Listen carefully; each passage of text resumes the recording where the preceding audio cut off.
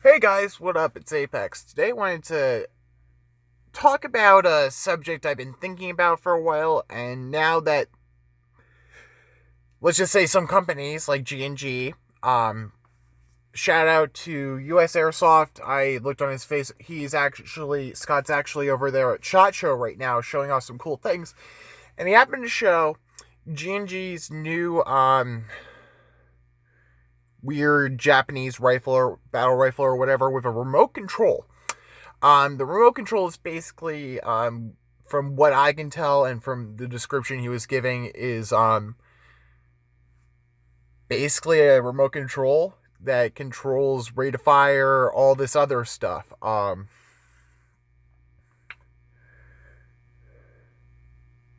to think of like my gate titan MOSFET basically, but Bluetooth and in a remote. Go figure, right? And I'm looking at this and I'm like, okay. And then he goes into saying, oh, yeah, by the way, there's going to be a master remote and a user remote. And I'm like, okay, so Fields can basically fuck with my gun now and set it to their standards.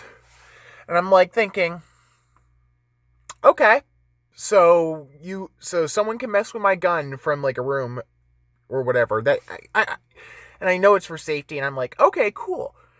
But that opens up the possibility.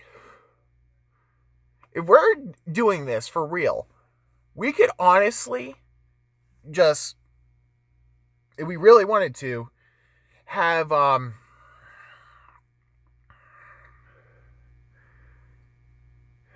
EMP effects or more dynamic game modes in Airsoft. We can actually have misfeeding failures too to simulate realism. Take this as you will, but I think Airsoft is becoming a little too realistic in my opinion. Don't get me wrong, I like the idea of all this stuff, but I don't, for me, it's take it or leave it. I like simplicity when it comes to my Airsoft guns. They're already hard enough to work on as it is. Why make them even harder? But I just wanted to say, or just share this info, take it as you will.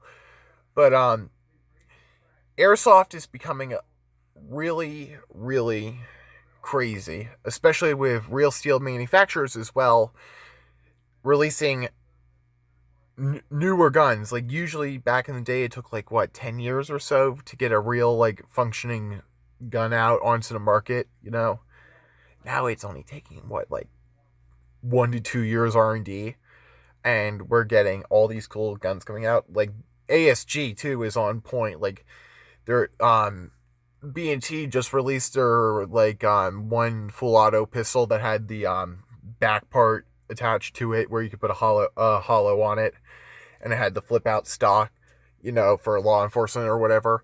That's coming out supposedly too soon, and that the real steel one only came out like what 2 years ago, so like 3 years total. It's just getting crazy. So innovation in Airsoft is getting really crazy, and this is only stuff I'm seeing on Facebook too. So guys, look forward to SHOT Show 2020 and new innovations in Airsoft. This year is definitely one to be looking at for sure. Anyway, guys, it's been Apex. Peace.